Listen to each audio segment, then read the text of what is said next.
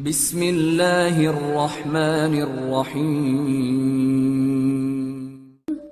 Nabi dan para sahabat belajar La ilaha illallah, baru setelah 13 tahun di Madinah muncul ayat-ayat syariat. Syariat umroh, syariat haji, syariat puasa, syariat tilawah, syariat hijab. Sehingga ketika ayat hijab turun, perempuan-perempuan yang sudah belajar La ilaha illallah selama beberapa tahun tidak lagi sulit untuk menerapkannya. Begitu ayat hijab turun dibacakan oleh Nabi di dalam masjid, semua sahabat-sahabat mendengar itu dengan sangat perhatian. Lalu mereka semuanya pamitan, ya Rasulullah kami ingin pulang. Ngapain pulang? Mau ngasih tahu ke istri-istri kami supaya berhijab. Emang kamu punya istri? Oh ya enggak. Ada yang jomblo berharap punya istri, terus ngasih tahu ke siapa yang jomblo-jomblo? Itulah kasihannya ya. Enggak bisa ngasih tahu ke kakaknya, adeknya, apalah siapalah, mantannya mungkin. Pulang ngasih tahu ke istri-istri mereka, saudari-saudari mereka, putri-putri mereka, dan perempuan yang mendengar ayat ini dibacakan langsung menutup kepala mereka dengan benda apapun yang ada di tangannya. Mau jemuran, mau baskom, mau apa, pokoknya pegang apa, tutup langsung. Hijab. Kenapa? Ini perintah Allah.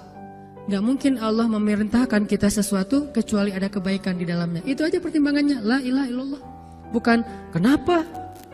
Kan lebih nyaman gak pakai hijab. Kan ini, kan itu. Enggak.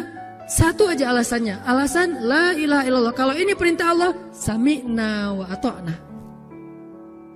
Itu dampak dari la ilaha illallah. Dikasih perintah sesulit apapun, termasuk Zainab dengan Zaid bin Harisah. Pernah kan baca kisah Zainab di surat Al-Ahzab? Mungkin kapan-kapan kita bahas itu. Efek dari la ilaha illallah. Tiba-tiba Nabi datang kepada Zainab. Sebetulnya Zainab ini ada hati kepada Nabi Muhammad. Siapa sih yang gak punya hati untuk Rasulullah ya? Semua cewek juga pasti mengidam-idamkan pengen jadi istri Nabi. Karena otomatis istri Nabi itu adalah dijamin surga. Siapa yang gak pengen jadi istri Nabi? Di surga nanti punya rumah, satu rumah dengan Nabi. Kan keren banget. Kita bisa jadi tetangga Nabi aja di surga udah keren banget. Apalagi serumah dengan Nabi. Semua cewek juga pengen jadi istri Nabi, termasuk Zainab. Dan itu hal yang wajar. Pas Nabi datang ke rumah Zainab, Zainab udah kegeeran. Nabi bilang kepada keluarga Zainab, saya ingin melamar Zainab. Zainab udah bahagia. Untuk Zaid, untuk Zaid, bukan untuk Rasulullah. Zaid? Siapa Zaid? Anak angkatnya Nabi Muhammad SAW, bekas budak. Mirip-mirip dengan Julaibib. Julaibib itu edisi Madinah, Zaid itu edisi Mekah. Ada dua cowok jomblo yang sama-sama pernah diuji dengan masalah jodoh. Zaid edisi Makkiyah, Julaibib edisi Madaniyah. Dua-duanya jomblo. Dua-duanya orang biasa, gak punya daya tarik. Followersnya gak ada, 0. Bukan selebgram sama sekali. Kata Rasulullah, aku melamar Zainab untuk putraku Zaid bin Harithah, anak angkatnya Nabi. Zainab menjawab apa? Ya Rasulullah, saya gak cinta sama Zaid. Jawaban yang sangat wajar kan? Dan jawaban yang paling sering kita dengar sekarang kan? Maaf ya, aku gak ada perasaan, kita jadi adik kakak aja. Itu kan standar ya? Standar banget lah kayak gitu-gitu. Maaf ya, kita jadi temenan aja. Maaf ya, aku gak ada perasaan apa-apa selama ini. Maaf ya, dan segala macam. Dengan bahasa-bahasa halus tapi nolak intinya. Kenapa gak bilang aja, udah gak usah kesini lagi. Kan jelas ya. Ini dengan bahasa, ya Rasulullah, aku tidak cinta kepada Zaid. Karena cinta juga pertimbangan yang penting. Dan Nabi juga tidak mengizinkan kita menikahkan putri kita dengan seseorang yang putri kita tidak berkenan dengannya. Tetap harus ditanya, ya Rasulullah, saya tidak cinta dengan Zaid. Turun ayat. Katakan kepada orang-orang yang beriman, laki-laki dan perempuan, kalau Allah sudah memerintahkan sesuatu, tidak ada kalimat yang keluar dari lisan mereka kecuali sami'na wa ata'na. Nabi bacakan ayat ini kepada Zainab. Zainab mendengar, ya Rasulullah, Allah yang menyuruh ini. Ya kata Rasulullah, sami'na wa ata'na. Kebayang gak tuh? Efek dari apa? La ilaha illallah. Jadi la ilaha illallah itu bukan cuma kalimat zikir, bukan cuma kalimat doktrin ideologi, bukan cuma masalah teologi secara teoritis, bukan. Ini dampaknya kepada akhlak, dampaknya kepada ibadah, dampaknya kepada banyak pilihan hidup dari la ilaha illallah. Orang kalau nggak baik la ilaha illallah pasti susah memilih pilihan-pilihan dalam hidupnya. Kalau tidak baik la ilaha illallah pasti susah untuk berperangai, sabar, memaafkan. Itu semuanya ada hubungannya dengan la ilaha illallah. Sama kayak Abu Bakar, ketika dia sakit hati kepada orang yang memfitnah anaknya, Dia cari tahu siapa orang yang pertama menyebar hoax tentang Aisyah. Ketahuan, dilaporin, diperkarakan sama Abu Bakar. Tiba-tiba turun ayat dari Allah. Janganlah orang yang memiliki kelebihan harta di antara kalian bersumpah untuk tidak lagi membantu saudaranya gara-gara sakit hati. Hendaklah dia berlapang dada dan memaafkan. Itu perintah Allah. Berlapang dada dan memaafkan. Terus konsekuensinya apa? Balasan janji Allah apa? Ala tuhibbuna ayyaghfirallahu lakum? Tidakkah kamu suka jika Allah memaafkan juga kesalahan-kesalahan kamu? Jadi deal-dealannya dengan Allah, bukan dengan makhluk. Enak aja saya maafin dia, untung di dia, rugi di saya. Enggak. Kalau kita transaksinya dengan makhluk, kita rugi. Tapi kalau kita transaksinya dengan Allah, kita untung. Libatkan Allah dalam urusan kita. Dan ini gak mungkin kita lakukan kalau gak baik. La ilaha illallahnya. Allah nawarin kepada Abu Bakar. Ala tuhibbuna ayyaghfirallahu lakum? Tadinya Abu Bakar kesel banget sama tuh cowok. Terus turun ayat ini, wal ya'fu wal yasfahu. Hendaklah dia memaafkan dan berlapang dada. Abu Bakar berat. Tiba-tiba Allah katakan, ala tuhibbun ayyaghfirallahu lakum? Bala ya Rob. Kata Abu Bakar, tentu ya Allah kalau gitu saya akan maafkan. Demi supaya Allah memaafkan kesalahan saya. La ilaha illallah. Zainab, sami'na wa ata'na. Ya udah saya terima Zaid ya Rasulullah. Alhamdulillah. Datang Nabi ke Zaid. Zaid, mau gak nikah sama Zainab? Sebetulnya mau banget, tapi gak pede. Zaid takut Zainab nanti jadi terpaksa menikah dengan Zaid, jadi gak nyaman. Zaid juga gak mau menyulitkan Zainab. Ya Rasulullah, saya gak pantas untuk Zainab. Kata Zaid, dibacakan lagi ayat ini. Ya Zaid, ini perintah Allah. Oh gitu ya Rasulullah. Sami'na wa ata'na. Buat Zaid sih gampang lah ya. Udah ada legalisasi ini dari Allah. Kalau gitu, ini bukan saya ya Rasulullah yang mau ya. Allah kan yang nyuruh. Nah, saya emang gak mau maksa gitu ya. Tapi kalau Allah yang nyuruh, ya udah apalagi saya gak punya pilihan dong gitu. Padahal Zainab siapa sih yang gak mau cowok sama Zainab? Nikahlah Zainab dengan Zaid. Dan yang menjadi semacam khutbah nikahnya adalah Rasulullah SAW. Kebayang gak Zainab tuh punya hati ke Rasul, tapi Rasul yang mengkhutbahi nikah Zainab dengan orang yang Zainab gak cintai. Kebayang gak perasaan Zainab tuh? Ketika akad nikah, Nabi jadi saksi. Saya terima kata Zaid nikahnya Zainab binti Jahsy dan segala macam. Zainab, kebayang gak ada Nabi di situ? Lalu setelah selesai akad nikah ditanya kepada Nabi, sah ya Rasulullah? Sah. Dan Nabi juga gak mau mempersulit. Gak sah. Kenapa? Harusnya sama saya? Enggak. Nabi orangnya fair. Nabi orangnya bijaksana. Orangnya dewasa. Gak kayak kita. Kita tuh bahaya banget jadi saksi kalau jadi mantan. Pasti gak sah. Dan Nabi gak gitu. Sah langsung di kali pertama. Kebayang Nabi memberi nasihat kepada Zainab, nasihat kepada Zaid. Zainab, aduh kenapa bukan Nabi, kenapa Zaid? Tapi apa? La ilaha illallah. Allah gak nyuruh sesuatu kecuali ada kebaikan di dalamnya. Percaya banget. Itu la ilaha illallah. Udah percaya banget.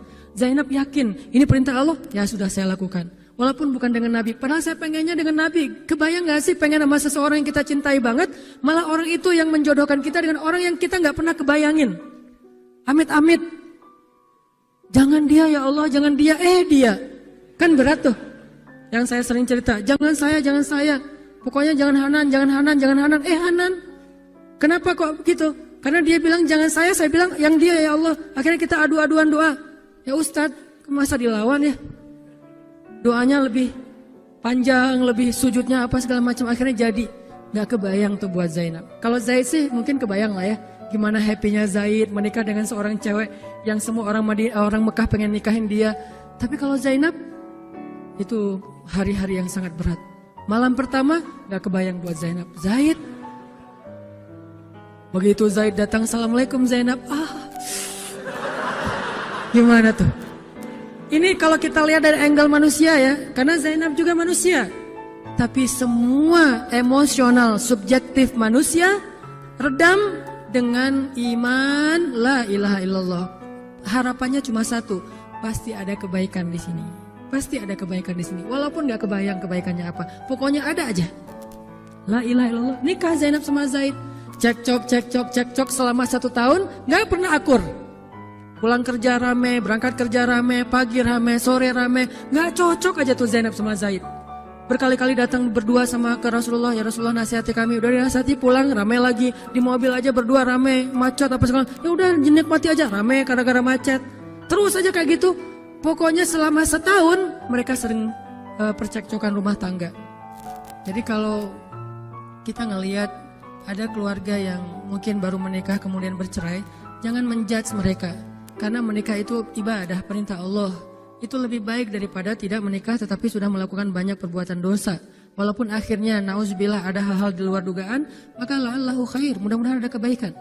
Mereka berani menikah muda aja kita harus acungkan jempol.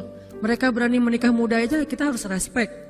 Kan saya sering bilang no judgment, respect to other kan. Berani mengambil keputusan menikah muda, baru berhijrah udah langsung menikah. Itu bukti dari iman. Kenapa kita menjudge seolah-olah kita lebih baik dari dia? Emangnya kita berani melakukan hal yang mereka lakukan? Gak berani buktinya.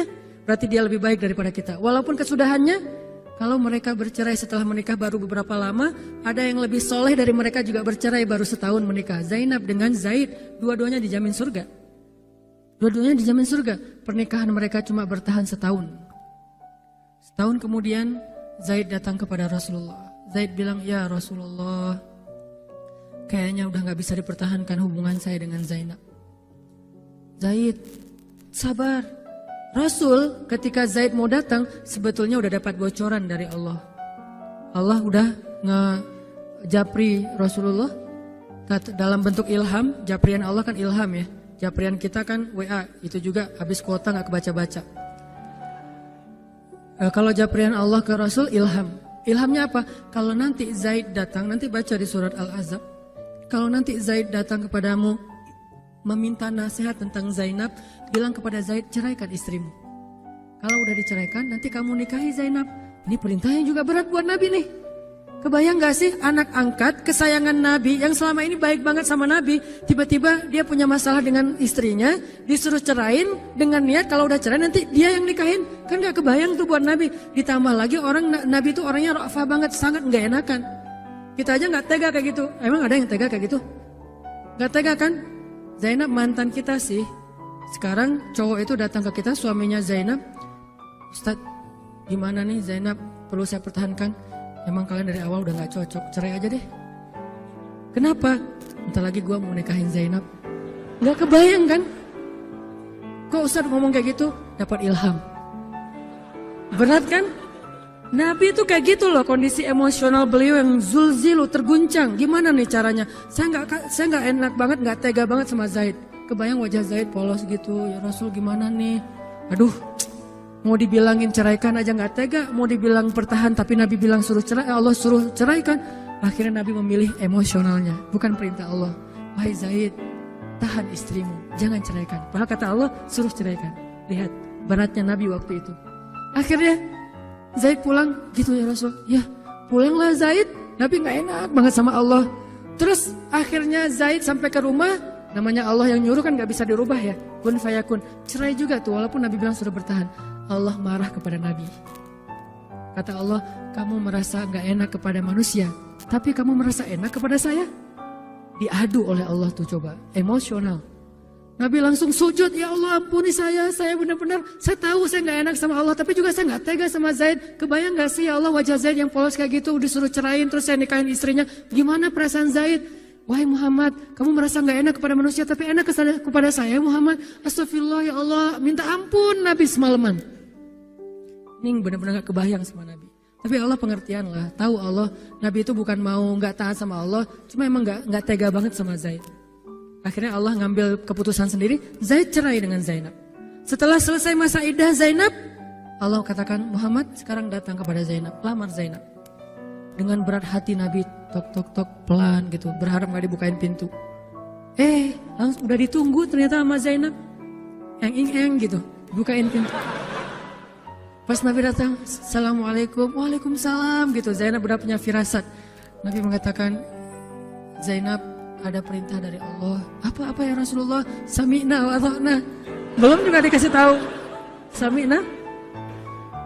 Allah menyuruh saya untuk melamar kamu Zainab. Untuk siapa ya Rasulullah? Curiga kan? Jangan-jangan orang lain lagi nih. Untuk siapa ya Rasulullah? Untuk saya. Masya Allah gitu. Cuman Zainab kan gengsi gitu lah. Masa cewek harus teriak-teriak gitu kan ya? Oh gitu. Padahal masuk ke dalam kamar. Wah gitu ya. Gigit jari apa. Gaya-gaya cewek lah ya.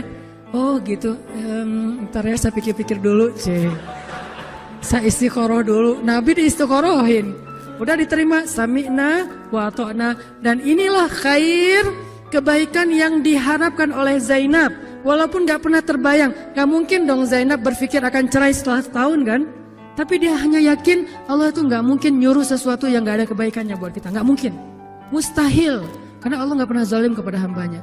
Kenapa Allah kok muter-muter dulu kayak gitu? Allah pengen lihat Zainab itu menikahi Muhammad karena Allah atau karena dirinya sendiri.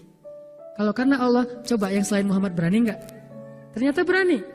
Karena itu dia menjadi layak untuk Muhammad. Kalau dia nggak menerima Zaid, mungkin Zainab tidak akan pernah jadi istri Nabi karena tidak layak. La'allahu khair. Ini buah dari la ilaha illallah. Begitu juga yang masih culun-culun, yang mungkin badannya belum kebentuk, yang jerawatan misalnya kayak gitu, tiba-tiba memimpin pasukan militer yang jumlahnya ribuan, yang barisan pertamanya kibarus sahabah, sahabat-sahabat senior, as-sabiqun al-awwalun minal muhajirin wal ansar. Termasuk siapa di dalamnya? Abu Bakar dan Umar. Kebayang gak tuh? Memimpin pasukan yang di belakangnya itu Abu Bakar dan Umar. Maju, Abu Bakar dan Umar. Ya, maju. Usama. Kebayang Usama yang nyuruh. Abu Bakar. Segaya. Umar maju. Zaid, anaknya Zaid. Tapi tidak ada yang bisa membantah. Kenapa? Itu wasiat Nabi sebelum wafat.